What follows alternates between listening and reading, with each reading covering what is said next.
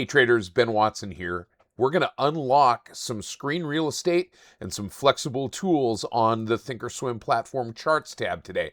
So let's jump out and take a look. A couple of quick reminders though before we get started. Everything that we talk about is simply for illustrative and educational purposes only. It is not any kind of a recommendation. We're going to be using the thinkorswim desktop software platform today, specifically the paper money version, which is not a guarantee of future success, but it's a great learning environment. So let's jump over to that thinkorswim desktop software platform. So we've got a typical chart layout that many traders may have, something that has multiple technical indicators on it. It's also got that left-hand bar open. And the first thing that we're going to do is open up some screen real estate here on the charts tab by closing down that left-hand side. We're just going to grab that little arrow there on that middle bar and push it over to the side, or just click on the arrow and it'll completely collapse that left-hand chart window. Now that we've got all these technical indicators here on the chart, we could move those around, but we're going to unlock some flexible tools here by using a selection that many traders and many users of the thinkorswim platform overlook, and that is the flexible grid tool. So we are on the charts tab under the flexible grid tool. Now, it could be any chart that we're starting with. The symbol doesn't matter. This is simply an illustrative example. I'm going to click on flexible grid. And when I open up the flexible grid, that brings up this default layout. It's got a large window at the top, and it's got 3 individual windows at the bottom. The key to unlocking the flexible grid is this Show Grid Actions button right here. It's the one that looks like a little waffle or a couple of squares there. And if you click on that, you can now select Customize Grid.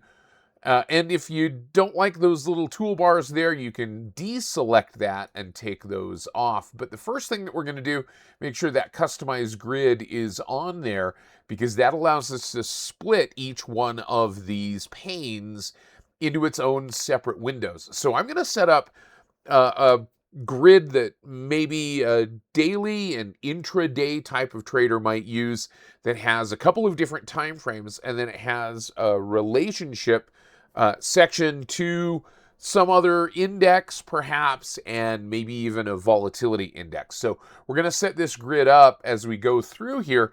We're going to just move things around. So the first thing I'm going to do is I'm going to take out one of these windows. And the way that I do that is I go over here to that grid, flexible grid box, and I just select the delete box icon right there. That takes that grid out. Now I've got 2 equal sized windows on the lower half. What I'm going to do is move this bar over to the right, just giving me a little bit more real estate on the left-hand side, a little bit less on the right-hand side. And you can do that top and bottom as well. Now I'm going to split this right-hand panel, this one that we're looking at right here, into 2 panels horizontally. And I just do that by adding a second window by clicking on that first icon there, the plus with the horizontal window. And that's going to add 2 windows on that right-hand side. So the way that we're going to set this up is fairly easy. This is going to be our main window. That's going to have our daily chart. This lower left-hand window is going to have our intraday chart. And these 2 windows right here, or those 2 chart grids, those are going to have our sector or our index view, and we're going to put in a volatility index. So what I'm going to do now is I'm going to start to link these windows together so that I know what my relationship is.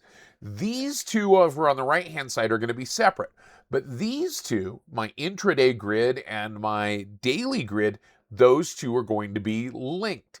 So I'm going to use that link icon here, and I'm going to link these to the same color and number together so that I've got the same chart on the screen. Happens to be Disney in this particular case. That is simply an illustrative example. Now, whatever symbol I put into this chart here, let's just choose Amazon, that's going to change the chart in this lower left-hand corner. But the 2 boxes that are remaining, I want those to be different and independent of one another. So the first thing I'm going to do is I'm going to come in and put the symbol in here so that I know what it is that I'm going to be looking at. I'm going to put in the top one, SPX, the S&P 500 index. And that's just going to be a chart of that S&P 500. The next one that I'm going to put in here is the VIX, VIX. Again, symbols aren't necessarily the point. That's just simply what I'm putting in each one of those windows. And the SPX and the VIX, those two are just simply tools that I'm going to use as a trader to see what's going on in those particular areas. That's why we've given ourselves a little bit more real estate on the left-hand side, a little bit less on the right-hand side. Those are just going to be checkpoints. I'm going to deselect the sidebar on both of those so that I give myself a little bit more room in that space. I'm also going to do that here on my intraday chart. I'm going to deselect that sidebar. And you notice that I can do that regardless of the window. I can deselect or reselect that sidebar either place, whether I want to have it in one or all of them. Now, I have to start setting up my charts the way that I want them, but that's not really the point. We can set up those styles. I'm going to come up here to the style, and I'm just going to choose a particular style that I've already saved. This one I'm going to call my single grid style. It's just a clean chart. You could add whatever technical indicators you want to on that particular chart. But you notice that the time frame on this one is a 1-year daily. So the next thing I'm going to do is I'm going to come down to this lower left-hand panel. I'm going to select the same time frame. Now you could choose a different style here, or excuse me, I'm going to select a different style. You can choose whatever style you want to have. You can have a different style in the lower left. You could have the same style as you have in the upper panel as well. And we're just going to go ahead and we're going to choose that same style right here, single grid style. And now I've got two of the same types of charts here, just one mimicking the other. Because I'm going to make this lower left-hand panel my intraday panel, I'm going to change the time frame. And I'm going to make this an intraday chart. In fact, I'm going to make this a 1-day, 1-minute chart down here on the bottom so that I can see what's going on in that short-term time frame, that intraday time frame. You can choose whatever time frame you want. That's not a recommendation of a particular time frame.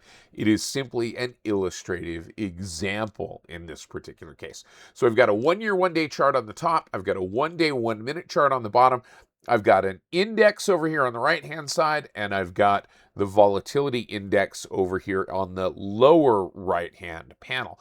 Now that I've got all of those in place, I want to come up here to that Show Grid Action menu again, and I'm going to click and deselect Customize Grid so that I take those panels out, just so that I can preview what this layout is going to look like.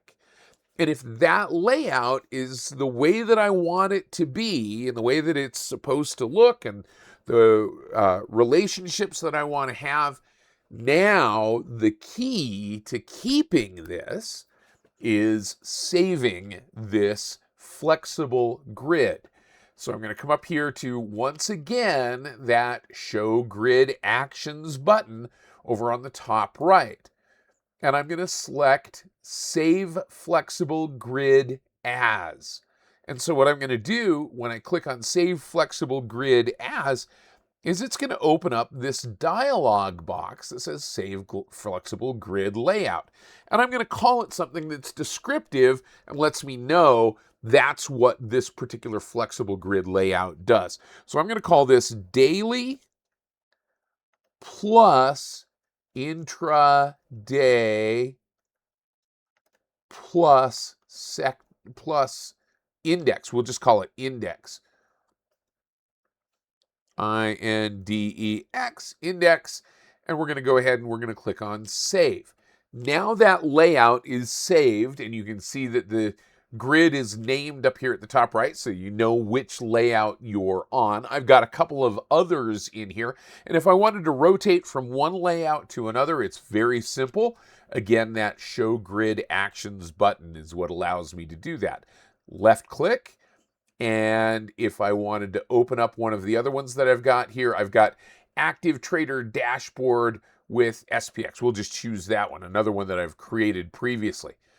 And if I click on that, you can see how that layout changes and it goes back to this relationship. I've got some other tools in this particular grid. In this case, I've got the option chain, for instance. I've got time and sales. I've got active trader ladder as well. And if I wanted to go back to the grid that I just created, I'm going to come back here to daily plus intraday plus index and left click, and now it's back to the layout that I wanted to have before. If I want to change symbols here, again, I can change symbols to match what I'm looking at. And remember, those symbols are now going to change between these two that are interconnected. These two are going to stay exactly the same.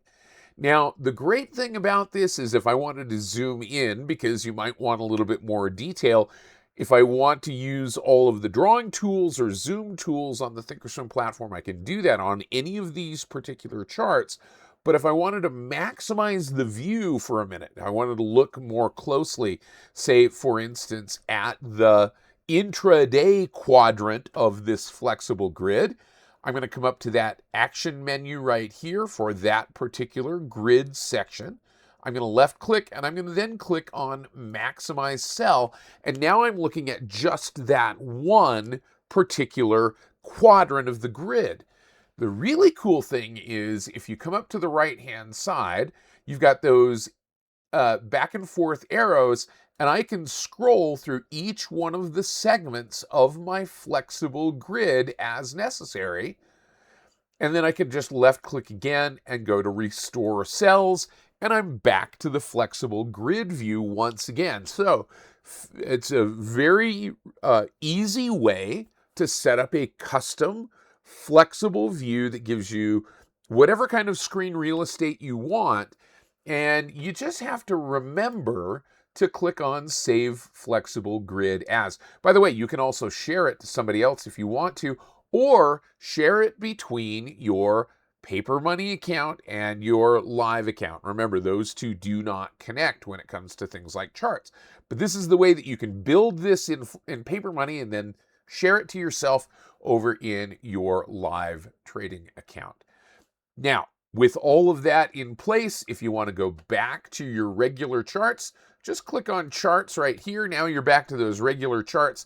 You click back down here to flexible grid, and you've got that flexible grid space that is still there and still persistent. And all of the things that you draw here are going to show up over here on this chart as well. So it gives you a lot of flexibility in how you lay out your charts here on the thinkorswim desktop software platform. Once again, none of this has been any kind of a recommendation, just simply illustrative examples. And check out the flexible grid here on the thinkorswim desktop software platform.